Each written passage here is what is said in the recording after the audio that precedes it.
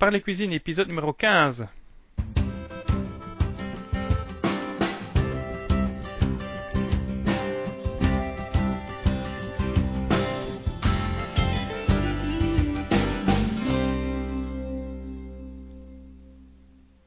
C'est l'heure de parler cuisine avec vos hôtes, Marc et Guy. Bonjour à tous, bonjour Guy. Bonjour Marc. Ça va? Ça va. Bienvenue en cette journée d'automne, à l'heure où on enregistre ceci, je ne sais pas chez vous, mais ici il y a un grand ciel bleu, la température est un peu fraîche, les arbres commencent à jaunir, les champignons sortent de leur cachette, et les pieds commencent à être froids quand on fait de grandes balades dehors, un bon air revigorant, et un soleil bas, il n'y a pas de doute, c'est l'automne. N'est-ce pas Guy?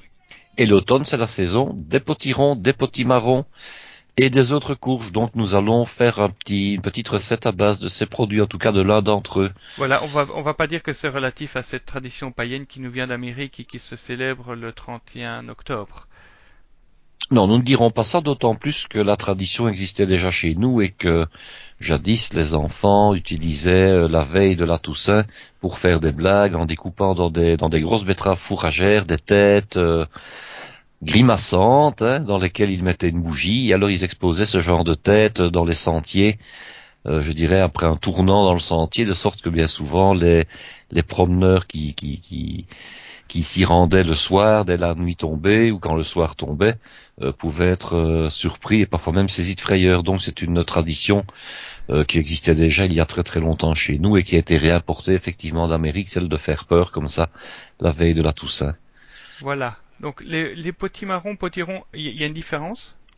Ah ben bien sûr, oui. Alors pour dire les choses simplement, le potiron, c'est cette grosse cucurbitacée, puisque c'est le nom de ce genre de fruits et légumes, avec des côtes. Alors il y en a de très très gros, puisque j'ai été voir sur internet, et alors il y a un concours qui a été organisé ici chez nous. Alors il pèse 700-800 kilos, et puis j'ai vu que le record du monde c'était plus d'une tonne, c'était en Amérique. Ah, Donc on imagine, c'est vraiment le carrosse de Cendrillon, puisque des voitures, ça ne fait pas toujours ce poids-là d'ailleurs. Donc un potiron d'une tonne, évidemment, doit être un petit peu compliqué à découper. Enfin, ici nous allons plutôt parler du potimarron. Alors le potimarron se distingue du potiron parce que c'est beaucoup plus petit d'une part, et la forme n'est pas la même. C'est plutôt une espèce de grosse poire, plutôt lisse. Il n'y a pas de côtes qui sont très marquées, et la couleur est vraiment jaune orangé assez vif. Alors j'ai été séduit par le potimarron parce qu'il a un tout gros avantage, c'est que contrairement au potiron, il n'est pas nécessaire de l'éplucher, donc d'enlever la peau, ce qui fait d'abord un gain de temps, et puis ensuite, comme il est très lisse et il est souvent très propre, on le nettoie dès le départ à l'eau convenablement, et puis on ne doit pas le peler, donc pas de problème, on ne risque pas de se couper, de se blesser, et on ne perd pas de temps, et on gagne de la marchandise. Donc nous allons voir aujourd'hui un velouté au potimarron, et je précise que ça servira de base pour les fêtes de fin d'année. Alors soit vous l'utilisez en tant que potage, mais on pourrait également en faire ce qu'on appellerait un potage entrée ou une entrée potage, c'est-à-dire en fait un potage concentré, donc beaucoup moins long, plus épais, qu'on aurait agrémenté avec toute une série de choses, mais ça je vous en reparlerai dans un prochain billet. Alors, le potage au potimarron, le velouté. Bon, c'est quoi en vitesse, parce que moi, le velouté, potage, ça reste quand même des trucs liquides qui se mangent à la cuillère. C'est quoi la différence? Alors le velouté, normalement par rapport à un potage, c'est l'élément de liaison qui est différent. Alors un velouté considéré comme plus suave, plus goûteux, et aussi ayant une texture beaucoup plus fine. Bon, en réalité, traditionnellement, les veloutés sont mouillés soit avec un fond blanc ou de préférence un fond de volaille, et sont liés avec du roux.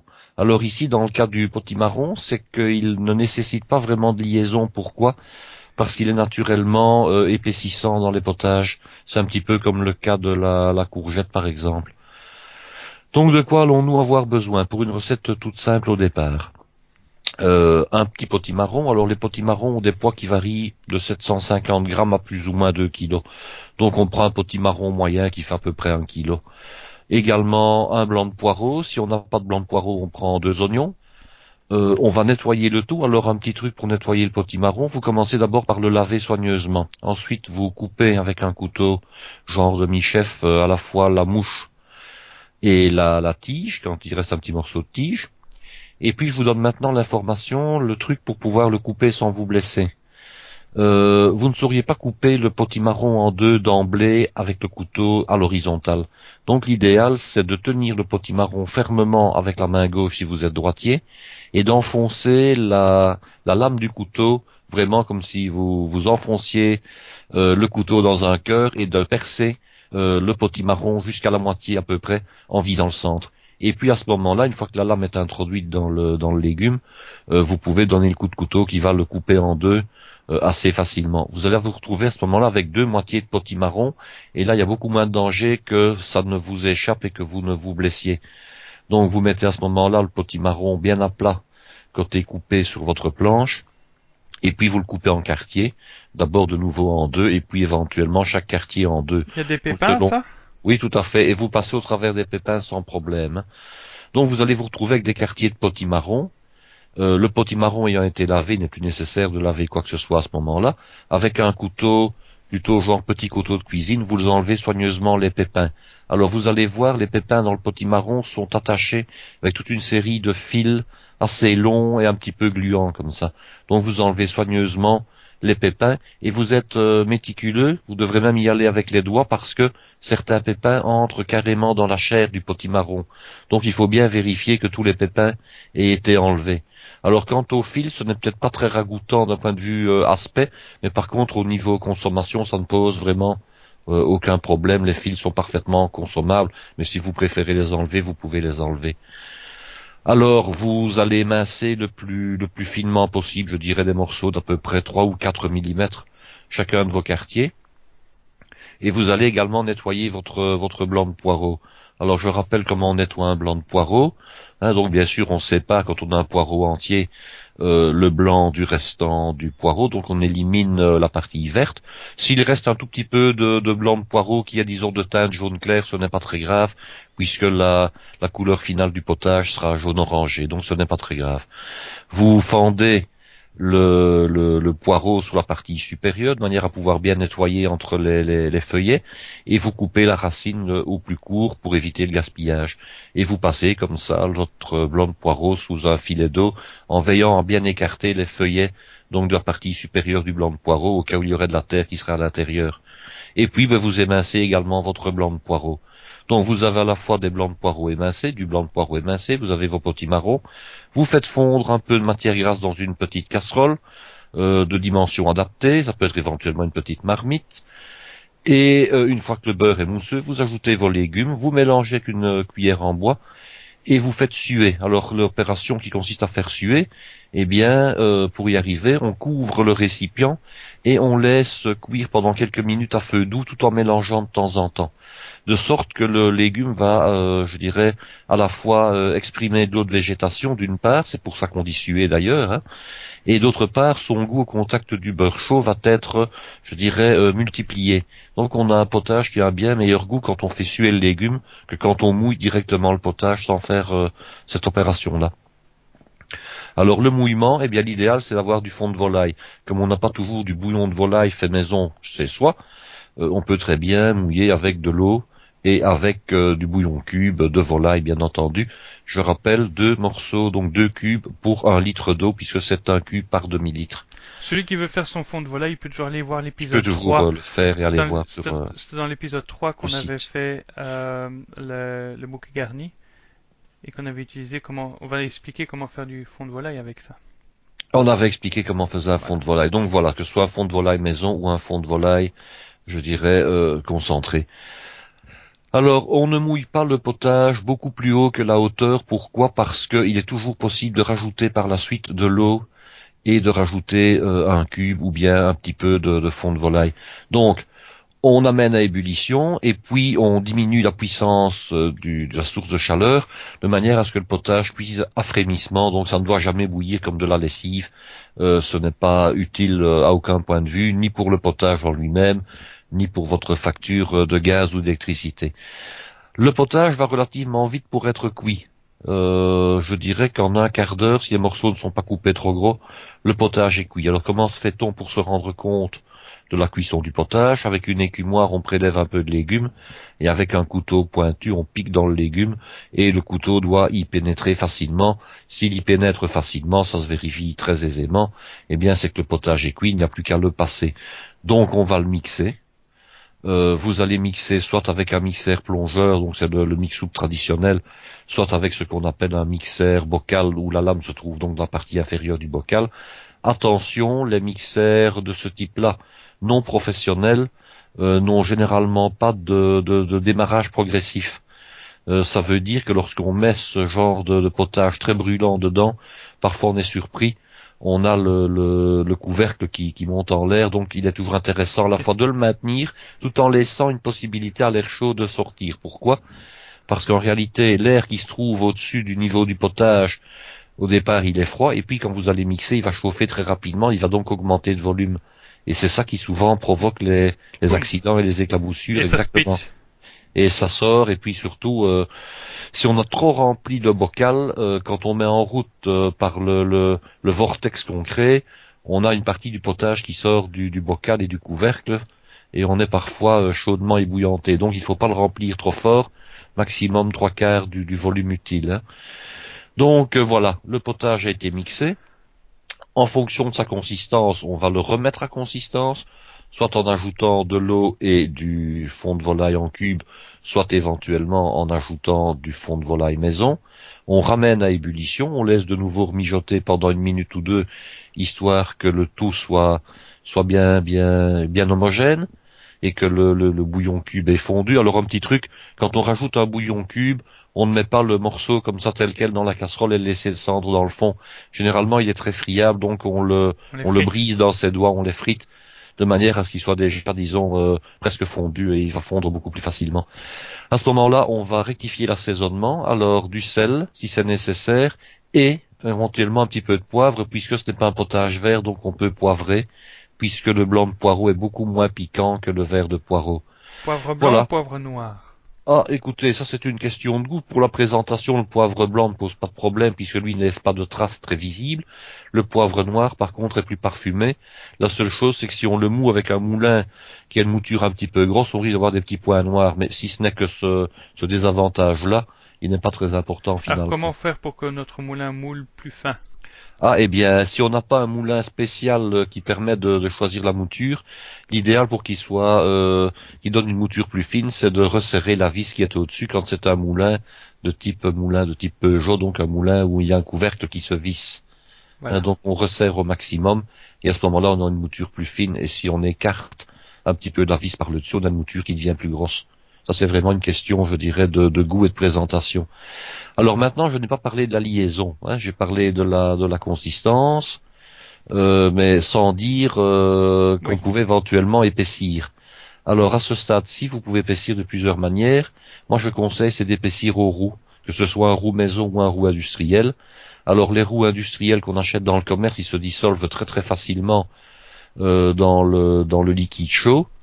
Par contre, si c'est un roux maison et qu'il est un petit peu grumeleux, l'idéal c'est de repasser tout simplement un petit coup de mix-soupe dedans et ça ne pose aucun problème. Attention, les roux industriels ont un pouvoir liant, je dirais, qui est beaucoup plus intéressant que les roux maison. Pourquoi? Parce qu'ils ont été étudiés, parce qu'ils sont réalisés avec des amidons modifiés, des choses comme ça. Et ils vont, je dirais, relativement vite à lier. En 30 secondes, en principe, on a atteint la bonne consistance et il n'est pas nécessaire de recuire très longtemps parce que le goût de farine n'est quasiment pas présent. Par contre, si vous prenez un roux maison, l'idéal c'est de le laisser quand même mijoter pendant 7-8 minutes et c'est vraiment le minimum de manière à ce que la liaison soit parfaite. Ne mettez pas trop de roux au départ parce que vous risquez à ce moment d'avoir une colle à tapisser et je rappelle qu'un potage doit être fluide. De nouveau, ce n'est pas une colle à tapisser si vous l'utilisez en tant que potage. Ah d'ailleurs, c'était si vous savez pas comment faire du roux vous-même, vous allez sur le site et dans la section bonus, le bonus numéro 2 de l'épisode 1, tu expliquais comment faire du roux blanc. Tout à fait. Alors maintenant, ça s'appelle un velouté. Pourquoi? Non seulement parce qu'il y a eu un mouillement à partir de fond blanc ou de fond de volaille de préférence, mais également parce qu'il y a ce qu'on appelle une bonification finale, et ça c'est très important. Alors une bonification finale, qu'est-ce que c'est? C'est un mélange de crème fraîche et de jaune d'œuf.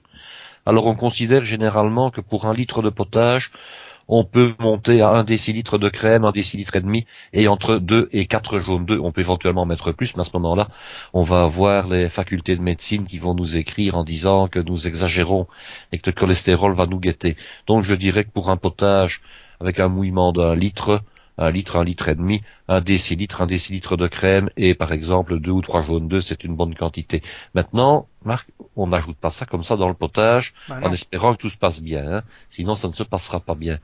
Donc dans un récipient, on va donc battre la crème fraîche et les jaunes d'œufs et on va verser un petit peu de potage à la louche tout en fouettant, tout en mélangeant donc la crème et les jaunes d'œufs pour réchauffer graduellement cette crème et ces jaunes d'œufs. Si vous faisiez l'inverse, que vous versiez directement votre bonification dans le potage brûlant, vous risquez d'avoir des fils, d'avoir de l'omelette qui se on aura des œufs pochés. Et ce sera, disons, de l'œuf poché, mais qui ne sera pas très intéressant d'un point de vue visuel ni gustatif. Donc on doit d'abord détendre un petit peu la liaison avec du potage chaud, qu'on verse progressivement, et quand on a versé une louche ou deux donc dans la liaison jaune de crème, on la rajoute à ce moment-là à l'ensemble, toujours tout en mélangeant, et on a à ce moment-là un velouté. Est-ce qu'il y a une autre épice qu'on peut rajouter? Alors, par contre, une autre épice, on pourrait en discuter, mais surtout ce que je vais vous proposer maintenant, c'est une petite garniture tout à fait de saison, et qui sera appropriée pour servir le potage en tant que soupe de repas de souper de soir.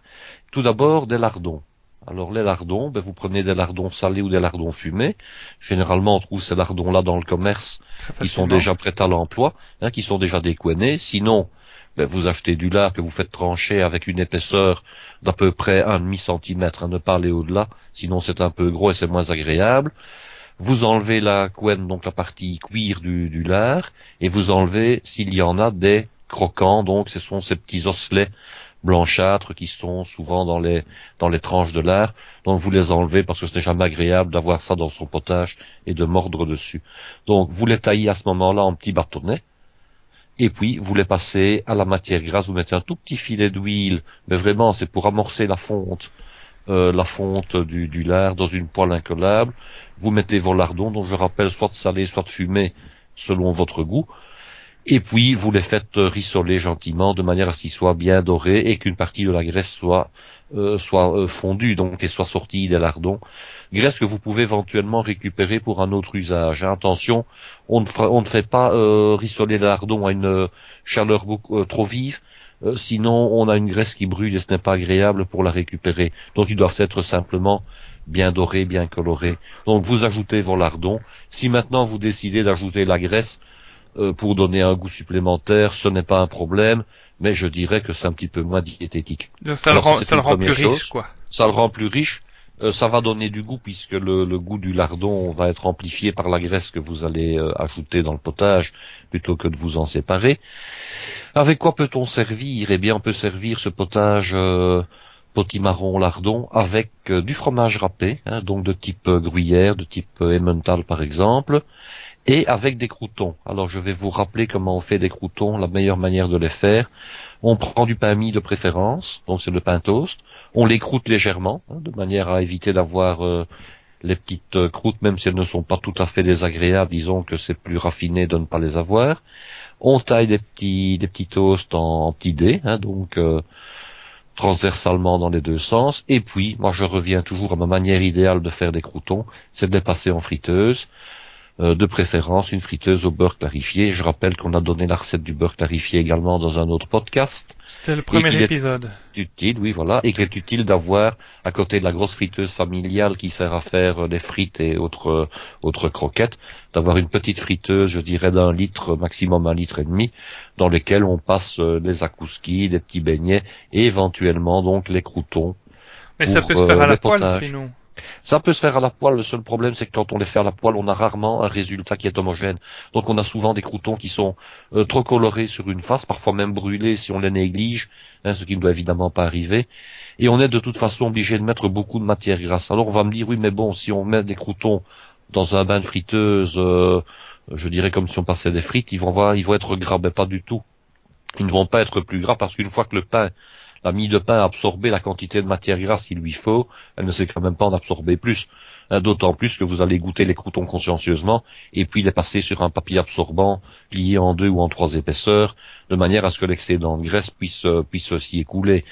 Donc que ce soit à la poêle ou que ce soit en friteuse, je dirais la quantité de matière grasse est tout à fait la même dans un cas comme dans l'autre, et le résultat est bien meilleur quand c'est dans une friteuse que quand c'est donc dans une poêle. Ne pas oublier, les croûtons se salent très légèrement. Un crouton qui n'est pas salé est nettement moins bon qu'un crouton qui est légèrement salé. Et là, vous avez, je dirais, quasiment un repas complet pour un repas du soir, puisque vous avez à la fois du légume, vous avez à la fois des protéines, et vous avez également des hydrates de carbone, à la fois par les croûtons et par le légume en lui-même. Et c'est vraiment quelque chose d'intéressant pour ces soirées d'automne. Une soupe pour le souper, Voilà. comme on dit chez nous. Mais dis-moi, est-ce que les lardons, je les rajoute dans la casserole ou bien je les rajoute une fois que j'ai servi en assiette? Ah, on peut faire les deux. On peut les mettre à la fois dans la casserole et puis on mélange, on essaie de faire les parts pour les répartir à chacun. Si vous les mettez sur l'assiette après avoir servi, ben, la présentation est tout simplement un petit peu plus jolie, évidemment. Évidemment. Voilà. Donc voilà, merci pour cette bonne recette d'automne qui va pouvoir réchauffer nos cœurs après ces, comment dire, Ces journées froides. après ces journées froides où le soleil se couche plus tôt et qui nous permettra de combattre la déprime automnale. Parce que est-ce qu'il y a beaucoup de vitamines dans le potimarron? Ben, je savais que vous alliez poser la question parce que je l'ai pressenti. Ben, comme tous les légumes jaunes, les fruits jaunes, vraisemblablement qu'il y a de la vitamine A puisqu'il y a du carotène, hein, donc un peu comme dans la carotte. Donc c'est le précurseur de la vitamine A et on en a bien besoin puisque une fois qu'on arrive à l'hiver, eh bien les sources naturelles de vitamine A diminuent puisqu'il n'y a plus de pêche, il n'y a plus d'abricots dans le commerce, donc autant les avoir par une autre forme. Voilà, et en plus le potimarron ça se conserve facilement. Ça c'est le gros avantage du potimarron, c'est qu'on peut l'acheter et puis on peut le conserver sans problème plusieurs semaines à température ambiante. Et au sec bien entendu, c'est un légume qui se conserve très facilement. Alors autre petite remarque, le potimarron se congèle également très très facilement, donc vous pouvez très bien en acheter en plus grande quantité, le nettoyer comme je l'ai expliqué, le couper et puis faire des sachets ou bien des boîtes hermétiques au congélateur et puis le prendre selon vos besoins. L'idéal c'est de faire des sachets avec chaque fois la portion équivalente à un potage, hein. Donc à ce moment-là, si vous avez une famille de 2, de 3, de 4 ou de 5 personnes, vous faites vos sachets en conséquence et vous savez qu'un sachet ou éventuellement 2 plus petits correspondent à la quantité dont vous avez besoin pour réaliser un potage pour un repas. Vous pouvez également faire le potage en ce moment-là en vue de le congeler, en le mouillant relativement peu, c'est pas la peine de congeler de l'eau, donc vous le faites très épais, vous le mixez, vous l'assaisonnez une première fois, et puis vous le décongelez en le retirant la veille du jour où vous souhaitez le consommer. Comme ça, il a le temps de décongeler gentiment dans le réfrigérateur, et en plus, faisant du froid dans le réfrigérateur, il va vous faire épargner de l'électricité. Et puis, vous le remettez en casserole, puisqu'il sera à ce moment-là, disons, fondu, et vous rectifiez à ce moment-là la consistance et l'assaisonnement, comme je l'ai expliqué tout à l'heure. Alors concernant les épices, les autres épices qu'on pourrait ajouter pour relever le goût. Ben, on peut par exemple, si on veut faire quelque chose d'original, mettre du gingembre. Là, ça c'est une idée, faire un velouté potimarron gingembre, tout en étant assez prudent, donc ne pas mettre trop de gingembre pour ne pas que ce soit, je dirais, outrageux. Une autre épice qui est plutôt en fait une herbe, ce serait plutôt la coriandre fraîche. La coriandre fraîche et le potimarron peuvent très très bien s'accorder. Et alors on peut donner une version qui n'est pas vraiment une épice, mais qui est plutôt un légume qui peut servir d'épice, c'est le poivron. Alors que ce soit du poivron jaune ou du poivron rouge, bon je conseille évidemment le poivron jaune, c'est d'ajouter pour l'équivalent de la recette que j'ai donnée, donc 2 ou 3 poivrons jaunes au moment de la préparation des légumes. Donc vous nettoyez le poivron assez simplement, vous le coupez d'abord en deux, ensuite vous arrachez la tige, vous enlevez les pépins, vous passez vos coquilles de poivron sous le robinet pour les rincer et les laver rapidement, et puis vous les émincez et vous réalisez le potage en ajoutant donc le poivron aux autres ingrédients, aux 2 légumes qui existent déjà donc dans la recette. Ah ouais. Et de l'ail, on peut rajouter de l'ail? On peut mettre de l'ail, mais maintenant c'est de nouveau une question de goût puisque l'ail plaît à certaines personnes et déplaît à d'autres. Ce qu'on peut également faire, c'est mettre un bouquet garni pour la cuisson. Donc le bouquet garni, vous avez la recette. Mais alors, tout en sachant qu'à chaque fois, vous allez donner une petite typicité. Si vous mettez de l'ail, vous donnez une typicité. Si vous mettez un bouquet garni, vous mettez une autre typicité. De même qu'à la fin, j'ai parlé des croûtons, vous pouvez très bien mettre des oignons frits également. Donc ils s'achètent soit dans le commerce, soit vous les réalisez vous-même en friteuse. Après avoir fariné des rouelles d'oignons, vous les passez en friteuse. Maintenant, on ne mettra pas à la fois et des croûtons et des oignons frits. En général, c'est l'un ou c'est l'autre. Mais ce genre d'accompagnement peut très très bien aller avec ce genre de potage. Ça donne un bon résultat. En tout cas, merci beaucoup. Et bien, à bientôt. Mais on fait quoi la prochaine fois? La prochaine fois, nous allons parler de la tarte fine au fromage, donc avec une base d'uxelles de champignons. Tarte fine au fromage. Un fromage particulier? Oui, plutôt un fromage type herve, donc un fromage à pâte molle et croûte lavée. Un bon fromage belge, dont l'équivalent français serait? Serait par exemple le maroilles. Une bonne recette du Nord, ça. Voilà. Je te remercie. Merci d'avoir écouté cet épisode de Parler Cuisine. Si vous avez une question à poser à Guy, n'hésitez pas à l'envoyer par email à question@parlercuisine.com. Sinon, allez poser votre question sur votre page Facebook, Parler Cuisine. Il suffit de rechercher, vous retrouverez. Il y en a qu'une qui parle comme ça. Ou alors sur notre compte Twitter. D'ici la prochaine fois, je vous souhaite un bon week-end bien gourmand, une bonne semaine à vous.